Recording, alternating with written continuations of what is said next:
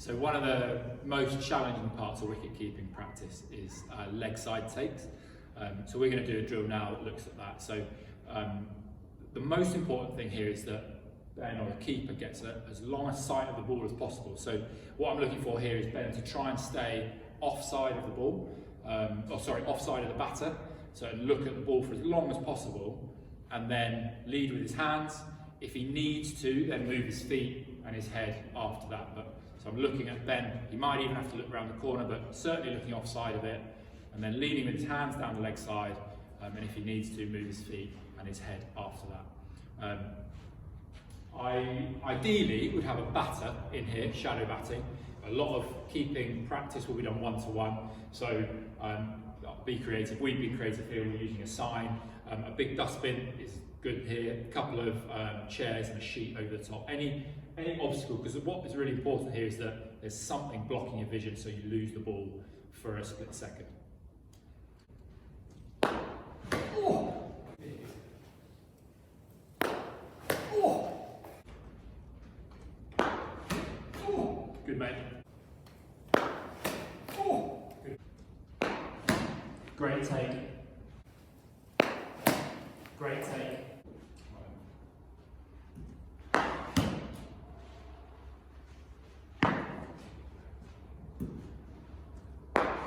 Ooh.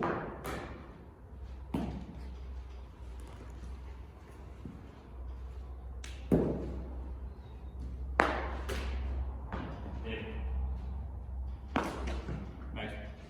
A bit like just the same keeper. He's getting tired, Nice. Your head's taking great position there, you're very offside there.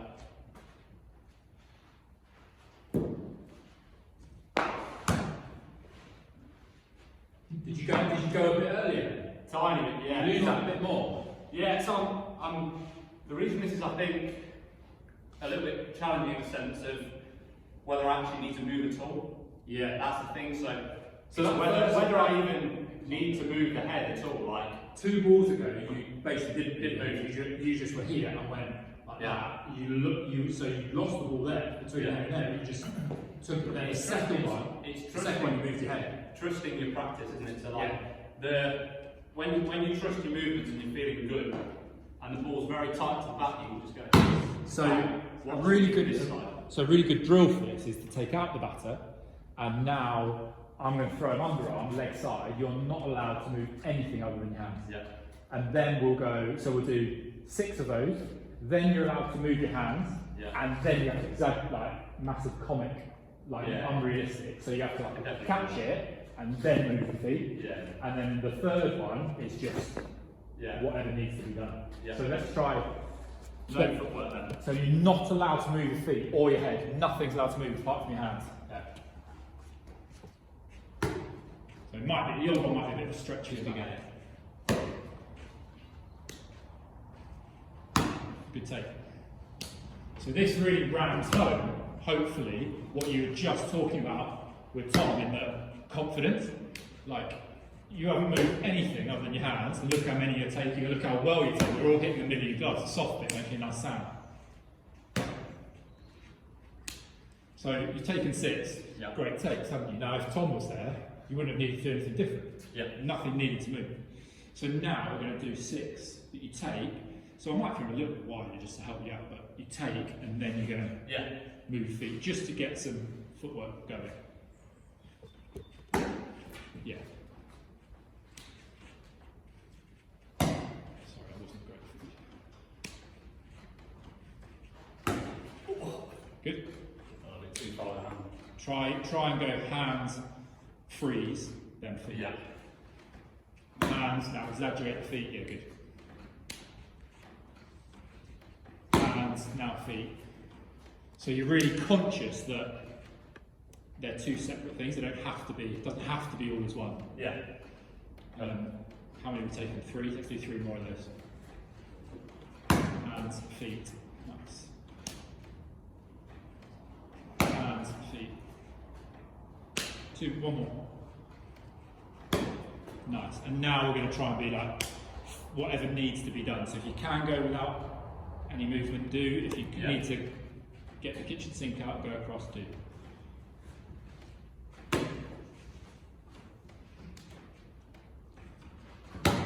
Good, so that was deliberately a tough feed and you used everything. You went early, you had to, otherwise you missed it. Good. Really interesting thing I find about this, mate, is I don't know how you feel it, but when you do get the wider ones, you always don't want to go too far with your head. Like, I really feel that if you focus on it being your hands going, it's much easier to take it, move back. If your head goes over past that foot, it's very hard to recover back that way. Yeah, well look, if you freeze framed your, like the point of when you were demoing there to catch the ball, like if you could just do that, like do that sort of bad demo of leaving your head, like look at the quality of if we freeze frame that, look at the quality of your squat there, and your back position, how far your knees are from your hips. That's a bad position. Yeah, but it's all, for me, it's all caused by this. Yeah, it's because your head's gone. Passing that, So if you stay slightly more powerful in your Z position and just go hands for as long as you can, then everything else is better and you're much quicker back to the stumps. Because if your head's over here, your weight's obviously going that way, and you might even be able to reach the stumps. But if you can stay strong in here with your head, even if you have to come out here to rotate and take the ball, you can still get back quick, because this is all powerful. So Ben here is the same thing. He's going to try and have as fewer moving parts as possible, because the fewer moving parts he has, the longer he can keep his eyes on the ball. Good take. So it's a bit wider. Which almost like helped you out, I think. Yeah, I think it is wider. It's easier to gauge. I think when it's really tight to the battock, you lose it for a little bit longer. Yeah, you do, because of the line, don't you? Those are the toughest. The toughest ones are here, I find. Here, maybe a bit lower than that. Great. So really nothing moved there. Certainly your feet didn't move at all. Just open the gate. Yeah. That's the best take you've done. I guess it helps having more of a confident batter, because if I'm running out of the way, it's not a this is more realistic if I'm standing as still like a batter would. Just letting it pass there.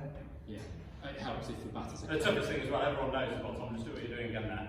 So when you're just standing in stance. Because he's on off stump, that's actually like there. And this is something that you never practice, I find, is that actually, if a batter's batting on off stump and they hold it a little bit wide of their body, I've got even more of a trouble here, because that's interfering with the height my eyes work at. So then I'm thinking, do I want to set up here? I know I'm working that way, so I'm reluctant to do that, because you're bowling tight to the stumps. And I don't really want to go lower or higher and interfere with what I'm doing. So what would you do personally there? I find it the hardest thing, funky pickups. I find the hardest thing. Every season you play against two people who've got real funky pickups. And I remember playing against someone last season. I remember playing against someone last season that was out here. Now that was a terrible pickup, him as a batter. But it helped him out because it meant his keeper was less likely to catch it if he nicked it, because he was wagging it in my face. So I'll give you that back. It is an issue, and you've got to go for the least bad option. I think what you said then, is like if you get too here, then your head might be in line. So you go too low, or you're not actually in your most powerful position. But what out of those is the least bad? Is staying in a good position here but not in a C? So I tend to try and look around the corner. I like to keep my squat strong. I don't feel like if I come down too low, I'm not particularly powerful there. So I like to kind of try and keep my squat quite high, but I'll look around the corner. I find that the least bad option. What I lose there is my head potentially not being quite in line, but I gain sight of the ball. And I think that's the least bad. So that's what I do. What do you do? I think it depends on what your tendencies are as a wicketkeeper. So I've never really found that setting too low is a problem for me. No, because we're different heights. So me getting under a batter's back, it's quite hard. It's harder for you than it would be for me. Because if my normal set position, my eyes generally are just above the top of the stumps there. If I only have to go that little bit further just to see it, no, exactly. And I feel like as long as obviously relatively athletic, you can fire up quite easily. So just to give you that sight, I always find if I start going too far one way or the other, because I don't have a particularly wide set stance, if I go too far one way or the other, it's not too much for my head to go wide on my feet.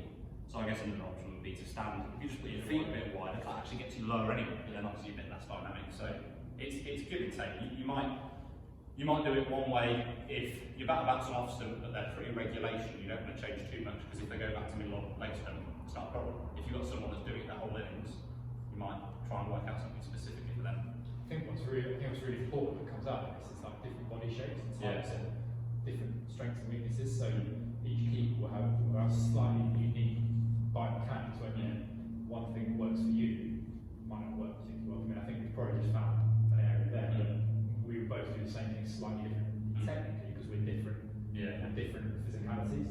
Because naturally your set is going to be wider than mine. Your feet, which allows you to have a bit more leeway that way. Whereas I think being here, you're probably better that way. Yeah, exactly. I can quite easily get below where a normal back lift is without having to go too ridiculously low. Like, obviously, you don't want to be here, but I can just get my eyes a bit lower. That's why I like keeping. And any sort of coaching, you can't be prescriptive. You can't say this is how you've got to do it. There's some